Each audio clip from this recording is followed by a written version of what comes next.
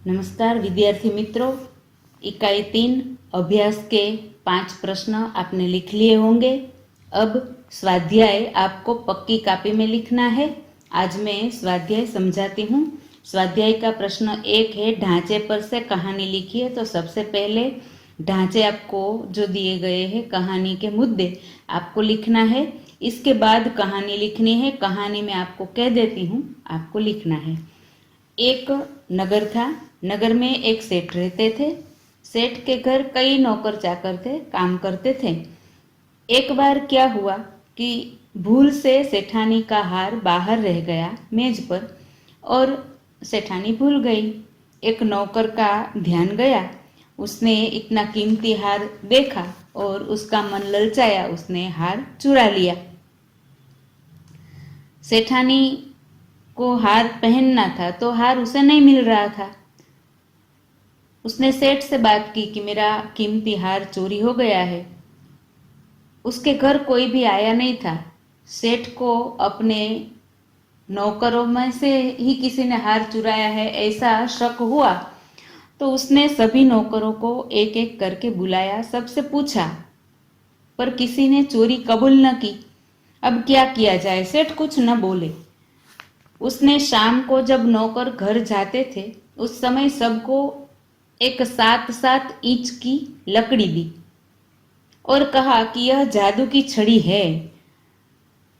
हमारे घर हार चोरी हुआ है और जिसने भी यह हार चुराया है उसकी लकड़ी 1 इंच बढ़ जाएगी। कल आओ तब ये लकड़ी लेकर आना।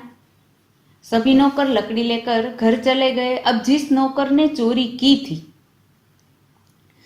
उसे डर लगा कि मेरी चोरी पकड़ी जाएगी, मैं क्या करूं।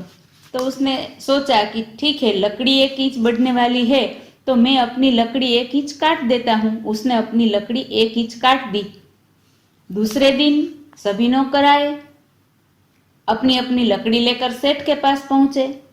सेठ ने प्रत्येक की लकड़ी को देखा और जिसने चोरी की थी उसकी लकड़ी 1 इंच छोटी थी क्योंकि उसने काट दी थी। सेठ की युक्ति काम कर गई। अब सेठ को पता चल गया कि इसी ने चोरी की है क्योंकि डर के मारे इसी ने लकड़ी काटी है, क्योंकि लकड़ी कोई जादुई नहीं थी, बढ़ने वाली नहीं थी। सेठ ने चोरी कबूल करवाने के लिए ऐसी युक्ति की थी। अब उसको जरा धमकाया तो उसने चोरी कबूल कर ली। इस तरह सेठ की युक्ति से चोर पकड़ा गया। अब स्वाध्याय का प्रश्न 1 आपको इस कहानी के रूप में लिखना है, अपने आप लिखना है कहानी। अगर कोई शब्द में आपको अपने बड़ों की मदद की आवश्यकता पड़े तो लेना, किंतु आप इस कहानी को अपने आप अच्छी तरह से लिख सकोगे। प्रश्न दूसरा है, मैंने लिख दिया है और इसकी फोटो भेज रही हूं। प्रश्न दूसरा है, नीचे दिए गए प्रश्नों के उत्तर लिखिए। इसमें पहला प्रश्न है, रात को कुत्ता पड़ाव की रखवाली कैसे करता था, यह लिखा है। सेठ ने बंजारे के साथ कौन सी शर्त रखी, यह लिखा है। तीसरा नहीं लिखा है क्योंकि अभ्यास के दूसरे प्रश्न का 5वां प्रश्न है, यही इसका तीसरा है, इसलिए दूसरी बार लिखने की आवश्यकता नहीं है। अब चौथा भी मैंने लिख दिया है। अब तीसरा प्रश्न, समझिए बराबर से सूचना लिखनी है आपको। फिर नीचे दिए गए वाक्यों के रेखांकित शब्द का लिंग परिवर्तन करके वाक्य फिर से लिखिए। तो आपको वाक्य लिखना है, उसमें जिस शब्द के नीचे रेखा खींची गई है उस शब्द का लिंग परिवर्तन करके फिर से लिखना है और वाक्य में योग्य फेरबदल करके लिखना है। जैसे घोड़ा दौड़ रहा है तो घोड़ी दौड़ रही है।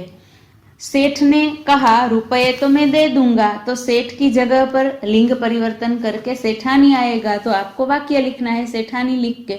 बंजारे, तो बंजारे को दुख बहुत हुआ, इसकी बंजारे की जगह बंजारीन लिखना है। ऊंट की जगह ऊंटनी लिखना है।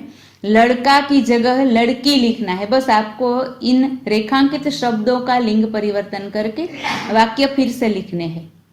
याद रह गया तीसरा प्रश्न। अब चौथा प्रश्न, बक्से में से लिंग आधारित शब्दों के जोड़े मिलाइए और उनका वाक्य में प्रयोग कीजिए।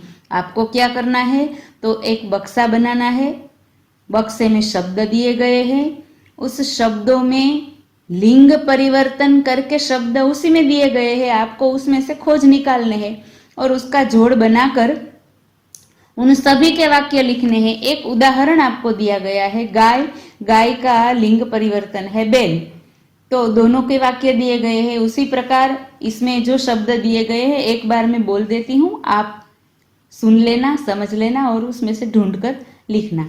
शिष्य तो शिष्या, नागिन नाग, शिक्षक शिक्षिका, घोड़ा घोड़ी, देव देवी, सभी शब्द आ गए।